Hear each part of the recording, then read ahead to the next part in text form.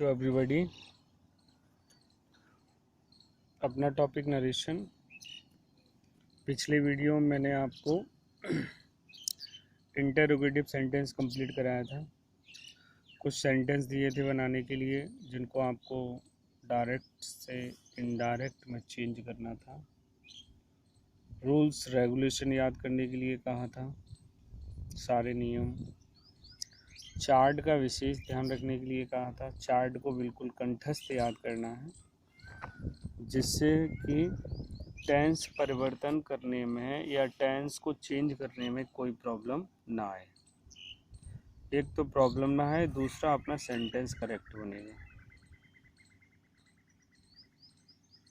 Person को किस में चेंज करते हैं वो याद होना चाहिए।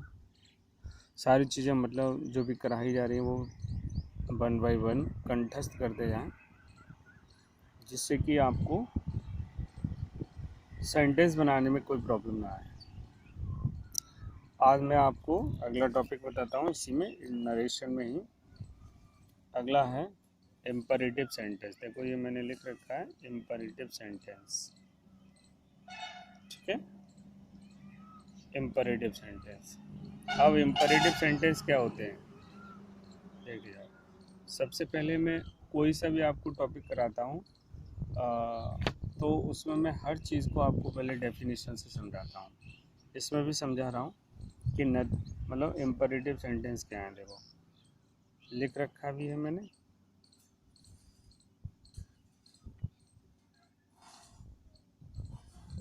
देखिए, जिन वाक्यों से आज्ञा, सलाह, परामर्श, प्रार्थना आदि शब्दों का बोध हो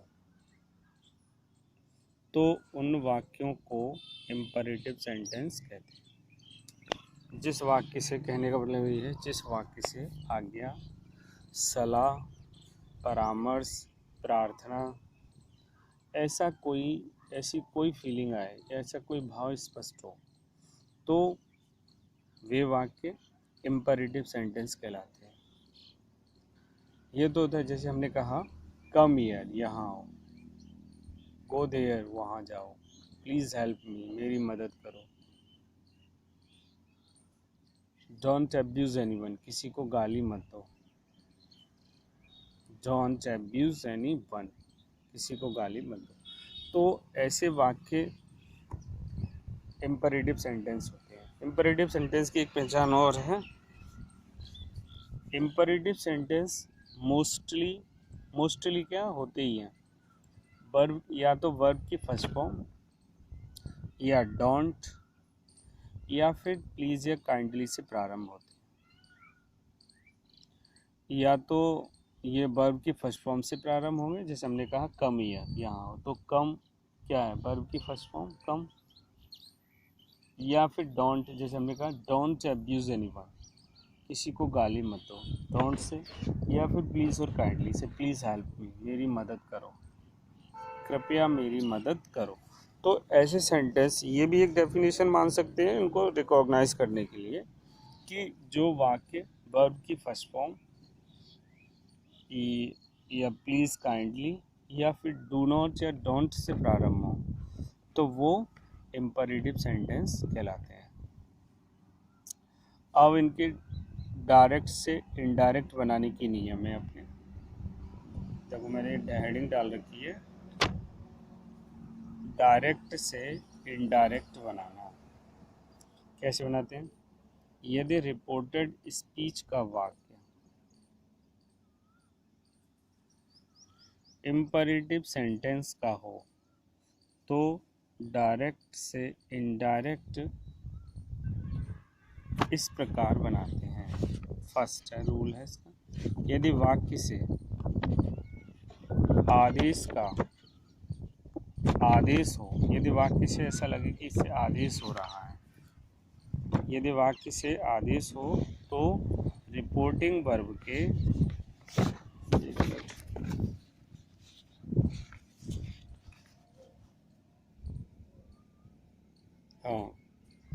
ये देखिए, यदि वाक्य से आदेश हो तो रिपोर्टिंग वर्ब के सैड अथवा सैड टू को ऑर्डर्ड में बदल देते हैं।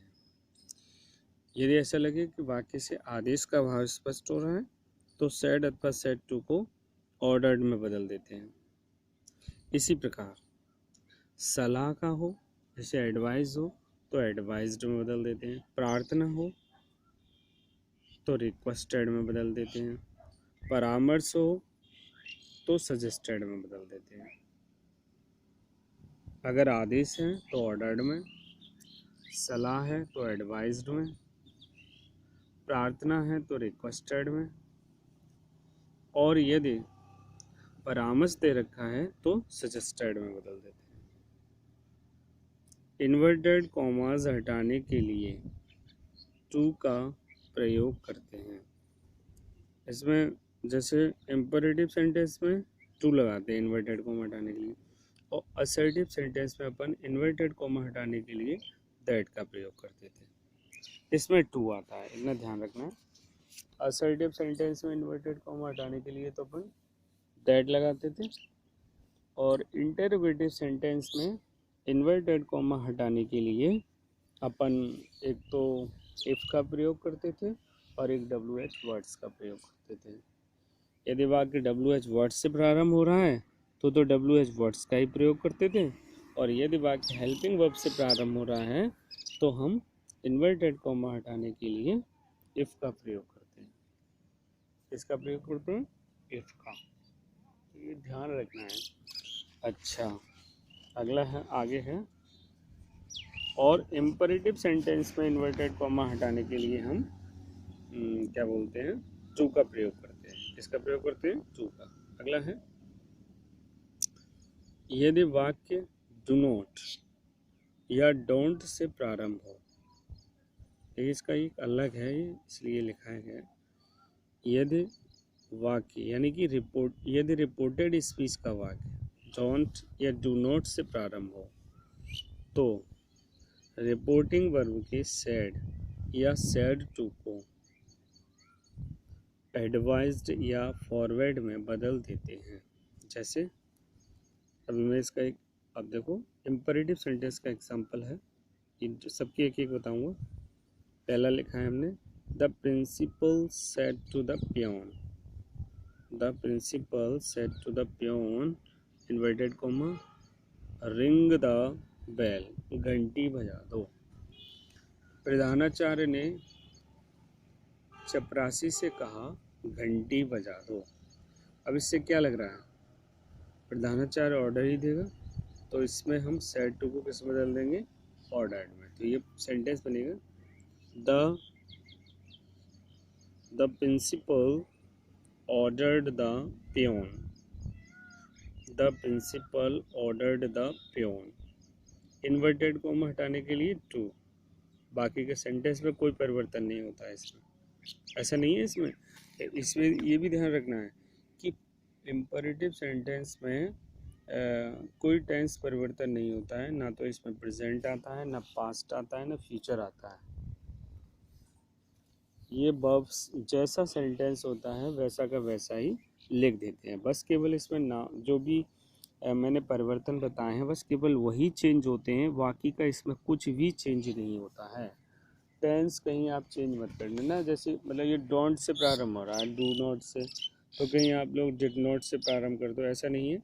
इम्परेटिव सेंटेंस का टेंस परिवर्तन नहीं होता है। तो ये सेंटेंस बन जाएगा कि the principal ordered the peon to ring the bell, to ring the bell. इस प्रकार से हम सेंटेंस को बना सकते हैं, कोई सा भी सेंटेंस हो हम आसानी से इनको बना सकते हैं। अब जैसे मैं एक ओरली बताता हूँ, फिर मैं आपको रिटन करके समझाऊंगा।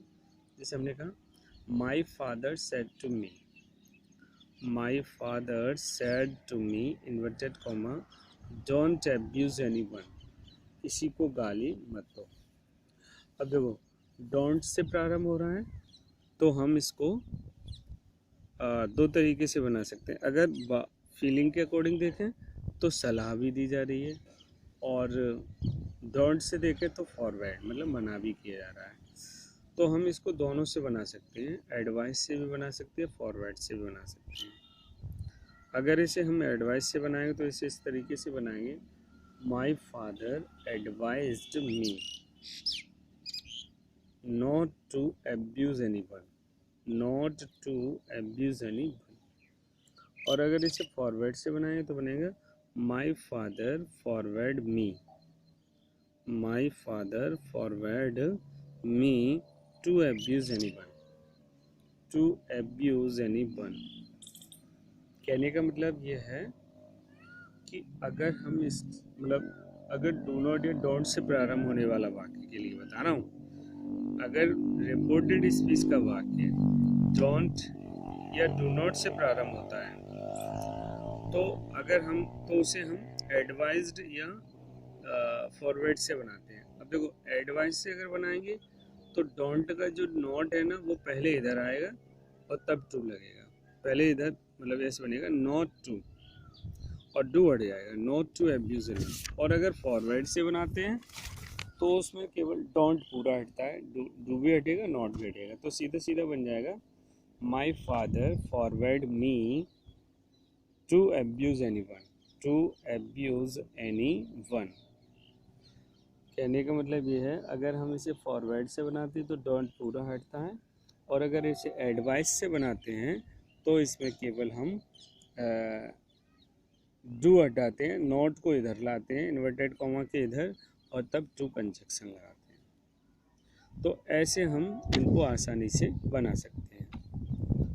इनको याद रखना है कि अगर आदेश हो तो ऑर्डर्ड में, सलाह हो तो एडवाइज्ड में, प्रार्थना हो तो रिक्वेस्टेड में, परामर्श हो तो सजेस्टेड में।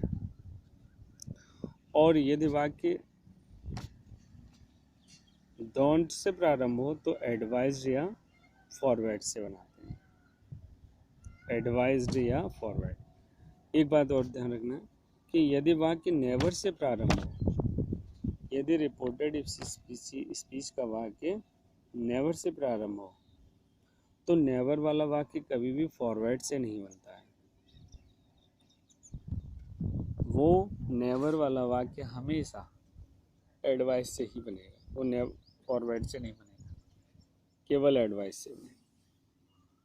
नेवर वाला केवल एडवाइस से, अगर डोंट से प्रारंभ हो रहा है तो हम क्या बोलते हैं फॉरवर्ड और एडवाइस दोनों से बना सकते हैं, चाहे उसे फॉरवर्ड से बना लो चाहे एडवाइस से बना लो, दोनों से सही है, लेकिन नेवर वाला केवल एडवाइस से ही बनता है। तो इस प्रकार से आपको ये सेंटेंस सीखने हैं और ये रूल्स रेगुलेशन याद करने हैं, इनके सारे रूल्स याद करने हैं। कल मैं आपसे इसका ही कल मैं आपको ना क्या बोलते हैं तीन अब अपने सेंटेंस हो गए, लगभग 3 प्रकार के हो गए, असर्टिव, इंटरोगेटिव और इम्परेटिव सेंटेंस।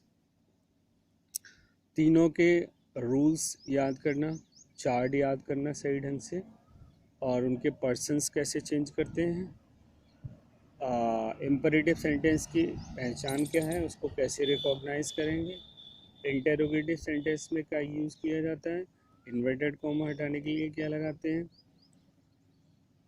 और असर्टिव सेंटेंस के क्या अपने अपने रूल्स हैं, वो सारी याद करके मैं तीनों सेंटेंस की एक क्या बोलते हैं एक एक्सरसाइज दूंगा, जिसमें आपको तीनों प्रकार के सेंटेंस के वाक्य मिलेंगे और आपको फिर वो सॉल्व करनी है। Okay, thank you.